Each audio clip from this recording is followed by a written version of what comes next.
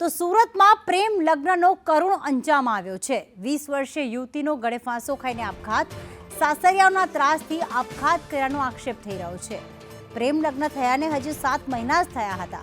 ખટોદરા પોલીસે atrocity act દાખલ કરી છે। પ્રેમ લગ્નનો કરુણ અંજામ, 20 વર્ષની સાક્ષી રોકડે ગળે ફાંસો ખાઈને આપઘાત કરી લીધો છે। પ્રેમ લગ્ન કરીને 7 મહિના થયા હતા। પરિવાર શેડ્યુલ કાસ્ટ હોવાથી સાસરિયા પક્ષ તરફથી ત્રાસ આપવામાં આવતો હતો। સાસરિયા પક્ષ સાથે પતિ મનોજ ખોડશે પર ત્રાસ આપતો હતો। ખટોદરા પોલીસે એટ્રોસિટી એક્ટ ફરિયાદ દાખલ કરી છે।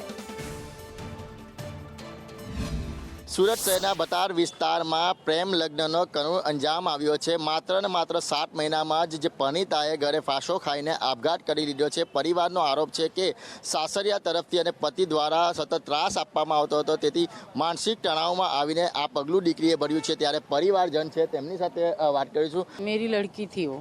हाँ, फिर उसके मतलब परिवार से उसको बहुत ये था, त्रास था।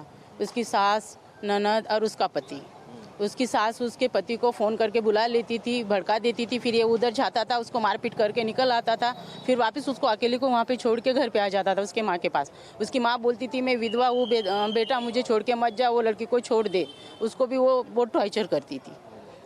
किस तरह से टॉर्चर करती थी? क्योंकि जाति भेद करती थी। वो बोलती थी कि हमारे जात में नहीं चलती, तुम लोगों की जात नीचे है, हम लोग मराठा है। उसके लड़के को बोलती है अपने में नहीं चलता है, इसको छोड़ दे, तू वापस आ जा। और मेरे लड़की को बार बार धमकी देते थे वो लोग कि हम उसको तुझे छोड़ देंगे। उसके माँ ने मेरे लड़की को फ़ोन करके बोला कि मेरे बेटे को तू छोड़ दे, हम लोग तुझे नहीं अपना सकते, मेरे बेटे के बगैर मैं नहीं रह सकती हूँ। तो फिर वो नहीं रह सकती उसके बेटे के बगैर, तो कोर्ट मैरिज करने के बाद ये कैसे रह सकती है? ये अन्याय नहीं है कि किसी के साथ भी कोर्ट मैरिज करो और 6 महीने रख के यूज़ करके छोड़ दो। उसको उसका ननद का, पति का और सास का त्रास था। वो लोग उसको हमेशा जातिवाद से गाली देते थे कि तू नीच जात की है, तू ऐसी है, तू ऐसी है।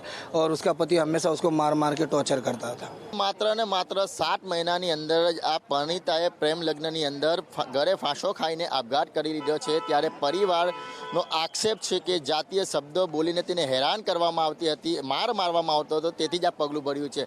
હાલ તમામ મામલે અત્યારે ખટોદરા પોલીસે એટ્રોસિટી એક્ટ ગુનો દાખલ કરીને વધુ તપાસ હાથ ધરી છે।